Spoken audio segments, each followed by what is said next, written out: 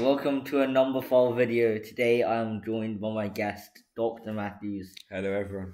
So, so Dr. Matthews, today I want to explain to you. What's the optimal number of bread that you eat in one go? Oh, okay.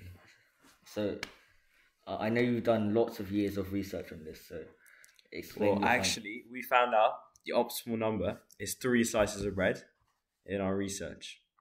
And today we're going to convince you why that is true. Okay.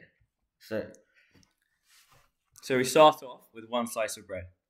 And obviously, you know that 2 slices is better. And this is because, although you double the volume, you less than double the surface area. So it's more efficient to eat. And you keep on going forever. Like if you do 3, it's triple the volume of the original slice, but it's less than triple. And you keep going on forever. But the limiting factor is that your mouth's just not going to be able to fit like 10 slices of bread. So I know you've done lots of research on the size of mouths. Yeah. So can you explain what's the average size of a mouth? So the average size of the mouth can just about fit 4 in, but it's not efficient to eat. You know, you have to take small mouthfuls. It's not efficient. So 3 actually works much better than 4 and 2. Yeah, because that's the average. So what happens if we cut the bread? Oh, this is quite an interesting thing. So, like, you never have like a slice of toast and you eat it like that, do you? You normally would. I'm just gonna fold it, but you normally cut it in 2 and put it together, and that's because it's just 2 slices thick is about the same speed as eating as 1 slice thick, but there's like half as much surface area on the top, so it's twice as quickly, pretty much. Okay, and that's about cutting it. Yeah. So by your previous logic, surely we should have 3 halves. So how do we achieve the goal of having 3 halves? Well, 3 halves is quite annoying because you're going to be left with a half because you can't get 3 halves right. So wait, how about we fold another one here, right? You can fold 1, and now we've got 4, right? Yeah, but 4, it doesn't fit in the average mouthful as well as 3. Well, that's fine because we're just gonna rip this apart. But then that is some food waste right there. We don't want food waste. What are you gonna do with this? I'm gonna eat it. Well, then you might as well just eat 2 together. Yeah, but if we're trying to be efficient, if we have 3 slices of bread and then we fold it into half like 3 times, and then you got 2 halves here and a broken up one here. So with one of them, you can place it here. And it's just at this point, there's just no point. You might as well just stack 3 on top of each other. Alright, okay, fine. Because it's like if you think about it, if you have 3 sets of halves, 2 sets of 3 halves, and you put them together, it's basically just 3 slices stacked on top of each other.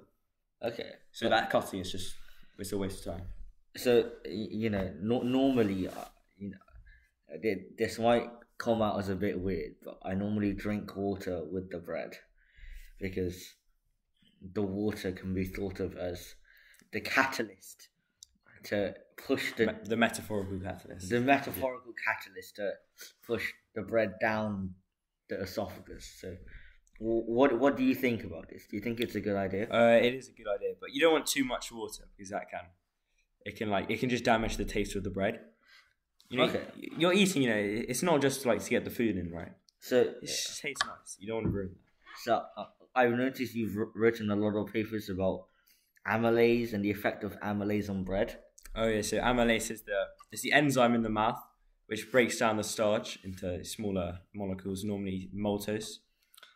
And yeah. So I'm going to put it to you that